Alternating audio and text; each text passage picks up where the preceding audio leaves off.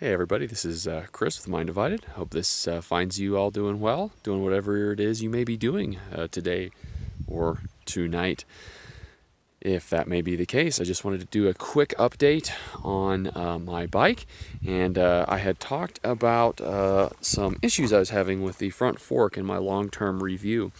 And I said that one of the issues I was having with this was that it felt highly progressive, and that is to say when even when getting good sag, I'd set this for 30% sag. It was just, I wasn't getting good full use of the travel, and it was just really progressive and just didn't.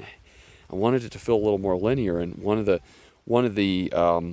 ideas that came to my mind was perhaps there were some air spacers in that was from the factory that made this a little more progressive.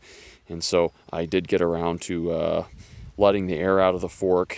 This is the air chamber here, and you let the air out, and I think it's a 31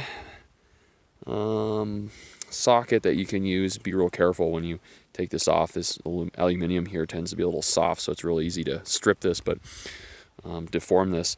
But I went ahead and took it off, and lo and behold, there were two. Let's see if I can zoom in on, or I can focus in on that. Two of these. And these are volume spacers or air spacers.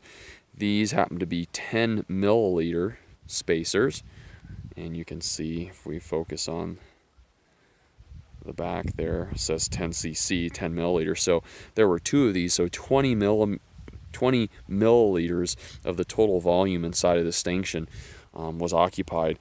So I went ahead and pulled one of these out, and the fork feels much better. About 2/3 of the travel is really nice and linear feeling, and then it ramps up, becomes more progressive the bottom third. So I'm getting more useful travel out of the fork, and it feels a little more linear, and I really like the ride characteristics of that. So if you find yourself in that situation where you maybe have a similar bike or a Fox 36 or some fork, and you've got good sag, you know, you've got 30% sag even set, and you're not getting good use of the travel, you may want to just check and see if it came with volume spacers from the factory, and maybe look at pulling them out, one or more of them out, and playing around and seeing if that doesn't help the ride characteristics of your fork.